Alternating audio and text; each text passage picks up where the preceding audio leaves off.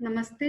हमेशा खुश रहो बिटियाओं। Myself doctor Hina Mewada, assistant professor, faculty of ayurvedic science, department of प्रसूति एंड स्त्री रोग, जयोति विद्यापीठ, वुमेन्स यूनिवर्सिटी जयपुर। आज के सेशन में हम दोहर्द के बारे में डिस्कस करेंगे। दोहर्द की परिभाषा आचार्य सुश्रुत ने देते हुए कहा है, शारीर स्थान 3 में द्विहृदयाम च नारी दोहर्दिनीम आचक्षते, यानी गर्भ और स्वयं इस प्रकार दो हृदय होने के कारण उस नारी को दो हृदयनी कहा जाता है। आचार्य भेल ने दो हृदय की परीक्षा शाकम्य के द्वारा करने को कहा है। आचार्य चरक ने दो हृदय उत्पन्न होने का काल तीसरा मास बताया है। आचार्य सुश्रुत ने 4th मंथ बताया है। अष्टांग संग्रह ने दोहर्द उत्पत्ति का काल 3 पक्ष से लेकर 5 मास तक कहा है और अष्टांग हृदय ने दूसरा मास बताया है। हरित ने तीसरा मास और भाव प्रकाश ने सुश्रुत की तरह चौथा मास दोहर्द के उत्पन्न होने का काल बताया है। मॉडर्न साइंस के अकॉर्डिंग जो एक कोष्ठीय हृदय में यानी 1 चैम्बर्ड हार्ट में जो हार्ट बीट उत्पन्न होती है वह 4th वीक में ही उत्पन्न हो जाती है। तो यहाँ पर अष्टांग संग्रह का जो बताया हुआ काल है 3 पक्ष, वो ज्यादा उचित लगता है।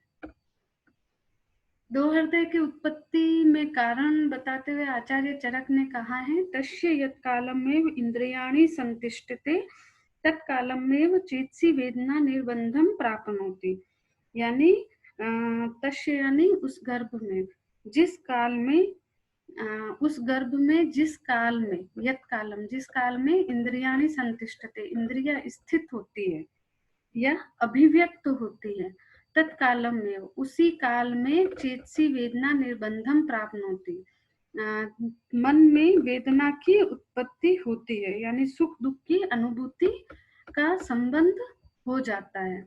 तस्मात् तदा प्रभृति गर्भ स्पंदते, और इसीलिए वह गर्भ स्पंदित होता है या गर्भ में स्पंदन होता है।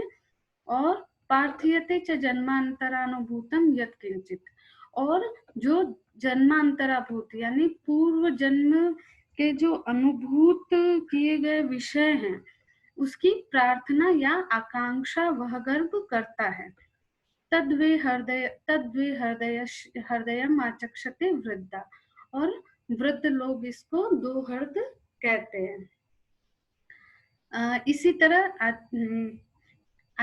आचार्य चरक ने आगे वर्णन करते हुए कहा है, मातृजम चास्य हृदयम मातृ हृदय नाभि संबदम भवती रसवाहिनी भी संवाहिनी भी, यानी मातृज यानी मातृज भावों से उत्पन्न गर्भ का हृदय माता के हृदय से संबंधित होता है रस का वहन करने वाली नाभि नाड़ी से।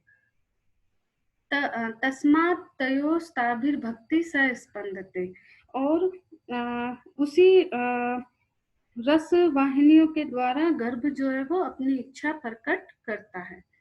यानी जो गर्भ का मातृज हृदय, मातृज भावों से उत्पन्न हृदय है, वह रस का संवहन करने वाली जो नाभि नाड़ी है उनके द्वारा माता के हृदय से संबंधित होता है, और उन्हीं के द्वारा वह गर्भ अपनी इच्छाओं को व्यक्त करता है।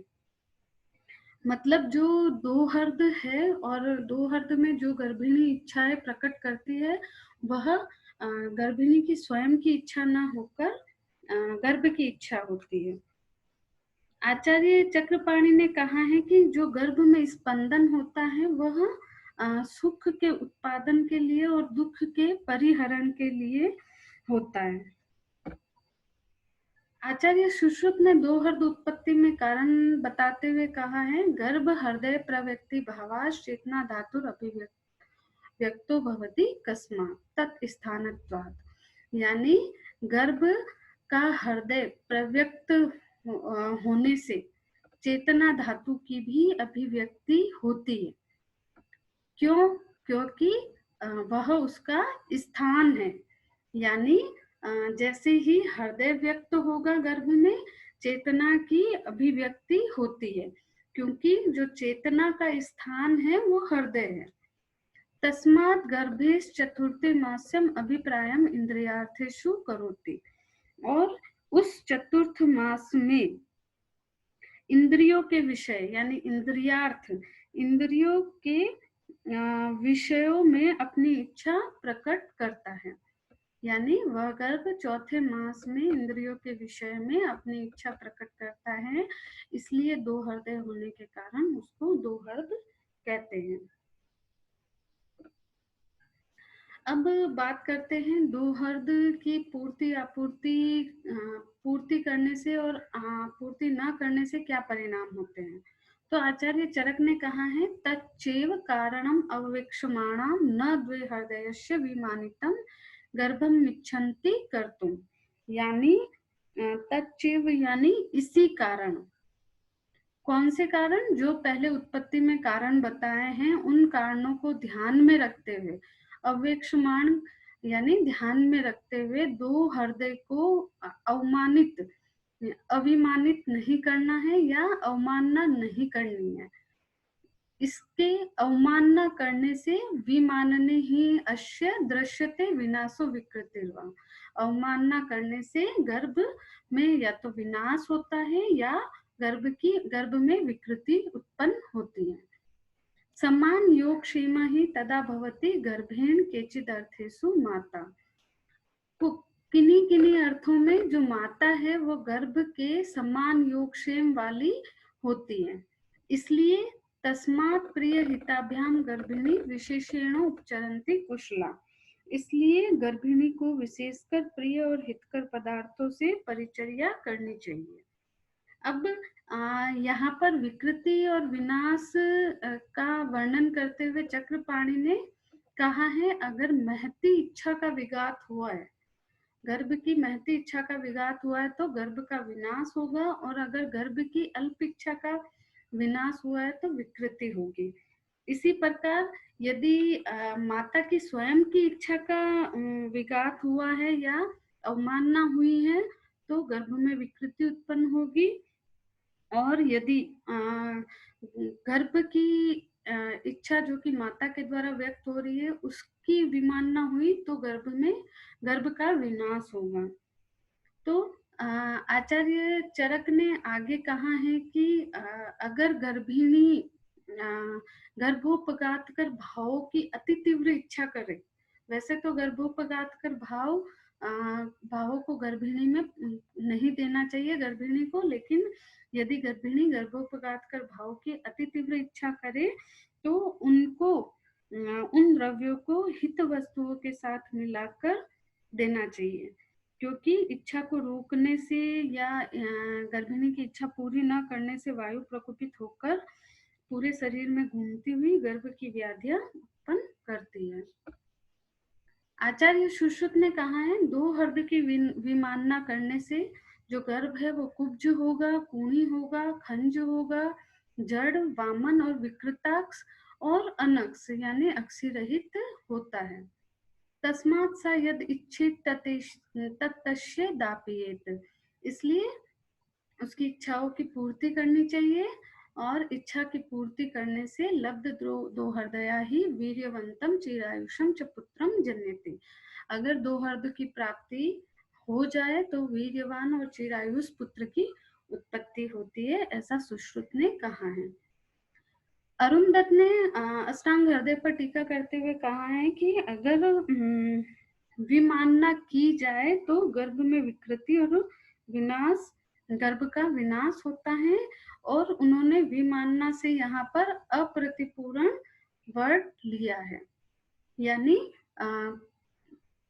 अपूर्ति करना, दो हृदय की पूर्ति न करना। आचार्य इस टेबल में आचार्य चरक और हारित के द्वारा पूर्ति करने से उत्पन्न लाभ के बारे में बताया, और कहा है कि अगर दो हृदय की पूर्ति की जाए तो गर्भ जो है वो रूपवान होगा, सूर होगा, पंडित होगा और शीलवान होगा, और यदि पूर्ति नहीं की जाए तो गर्भ में विकृति होगी या गर्भ का नाश होगा। इसी तरह सुश्रुत ने पूर्ति करने से वीर्यवंत और चिरायुष पुत्र की प्राप्ति बताई है, और पूर्ति नहीं करने से कुब्ज, कुणी, जड़, वामन, विकृताक्ष और अनक्ष पुत्र की उत्पत्ति बताइए। अब कुछ शिशु चरित्र प्रदर्शनकारी दोहर्द होते हैं जिनका आचार्य सुश्रुत ने वर्णन किया है। आचार्य सुश्रुत ने कहा है कि यदि राजा का दर्शन करने का दोहर्द हो तो जो पुत्र उत्पन्न होगा वह अर्थवान यानी धनी होगा और महाभाग्य होगा यानी भाग्यशाली होगा। यदि आभूषण आदि का दोहर्द गर्भिणी करती है तो जो पुत्र है वो अलंकारी, प्रिय और सुंदर उत्पन्न होता है। यदि आश्रम वास के लिए दोहर्द होता है यानी आश्रम में रहने की गर्भिणी को इच्छा हो तो जो पुत्र होगा वो धर्मशील होगा। देवता की प्रतिमा का दर्शन करने की इच्छा हो तो जो पुत्र उत्पन्न होगा वो पार्षदोपम होगा, मतलब अत्यंत ही सभ्य होगा। यदि हिंसालु या व्याल जाति के जो पशु है उनका दर्शन करने की इच्छा हो तो जो पुत्र है वो हिंसाशील होगा। यदि गोदा मांस खाने की इच्छा होती है या गो मांस का दोहर्द होता है तो जो पुत्र है वो सुषुप्सु और धारणात्मक होता है यानी हृदय की वस्तु को न निकालने वाला, धैर्य वाला। यदि गो मांस का दोहर्द करता है तो जो पुत्र होगा वो बलवान और सर्व क्लेश सह होगा। माहिस मांस का दोहर्द अगर गर्भिणी करती है तो जो पुत्र है वो शूर होगा, रक्त नेत्र वाला और लोम युक्त होता है। यदि वराह मांस खाने की इच्छा गर्भिणी करती है तो जो पुत्र है वो स्वप्नालु और सूर होगा। यदि तित्तिर मांस खाने का दोहर्द होता है गर्भिणी को तो जो पुत्र है वो डरपोक होगा। और जांगल मांस खाने की इच्छा हो तो पुत्र वंचर होगा। और यदि मृग मांस खाने की इच्छा हो तो जो पुत्र है वो विघ्न मन वाला होता है। So thank you for listening me. This session is powered by digital version 2.0 Jyoti Vidyapeeth Women's University. Hope you all are satisfied with my session. If you have any queries related to this topic, write in comment box so I will resolve it. Thank you so much.